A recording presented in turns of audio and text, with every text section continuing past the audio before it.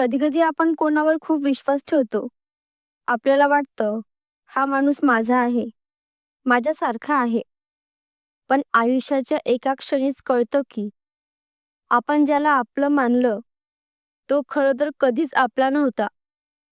हीच ती चूक, माणूस ओळखण्यातली चूक, जी सगळं काही बदलून टाकते. कथा सुरू होते समीरच्या आयुष्यातून. एक साधी, संवेदनशील मुलगी, कामावर, मित्र-मैत्रिणीत, सगळीकडे प्रेमळ स्वभाव. पण तिच्या आयुष्यात येतो राहुल, गोड बोलणारा, समजूतदार भासणारा आणि काळजी घेणारा. पहिल्यांदा भेटल्यापासूनच समीरा त्याच्यावर विश्वास ठेवते आणि ती चूक ठरते. राहुलने तिला नेहमी समजून घेतल्यासारखं वागवलं. तू थकलीस का? काही प्रॉब्लेम आहे का? अशा साध्या प्रश्नांनी त्याने समीराचं मन जिंकलं. हळूहळू त्या दोघांमध्ये जवळीक वाढली. समीरा विचार करू लागली, याच्यासोबत मी माझं आयुष्य विश्वासाने जगू शकेन. पण सत्य नेहमी गोड बोलण्यात नसतं.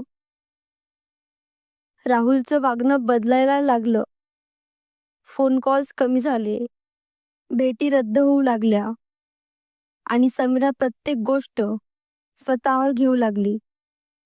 तिला वाटलं, कदाचित मीच चुकले. एके दिवशी तिला समजलं, राहुल तिच्याशी खोटं बोलत होता. तो आधीपासून दुसऱ्या मुलीसोबत रिलेशनमध्ये होता.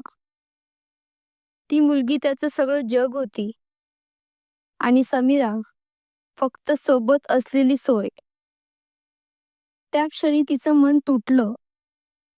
रडणं, संतापणं, स्वतःला दोष देणं, सगळं केलं तिने. पण शेवटी शांत झाली. कारण तिला उमगलं, दुःख राहुलने दिलं नाही, ते तिने स्वतःलाच दिलं. चुकीच्या माणसावर विश्वास ठेवू. समीरा आता एकटी होती, पण ती आधीसारखी कमजोर नव्हती. तिला समजलं, माणूस ओळखण्यातली चूक एक धडा असतो. ती शिकली की प्रत्येक स्मित, प्रत्येक गोड बोलणं खरं नसतं. कधी कधी शांत माणूसच आपल्या आयुष्यात खऱ्या अर्थानं प्रकाश आणतो. ती स्वतःवर प्रेम करायला शिकली. इतरांच्या नजरेतून नव्हे, स्वतःच्या नजरेतून स्वतःला बघायला शिकली.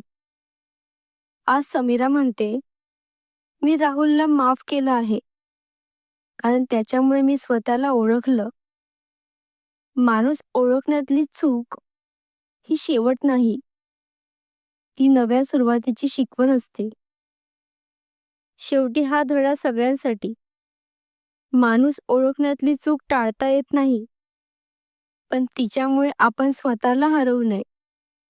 कारण जीवनात येणारं दुःख हे इतरांनी नाही, आपणच निवडलेल्या चुकीच्या विश्वासातून येतो. धन्यवाद.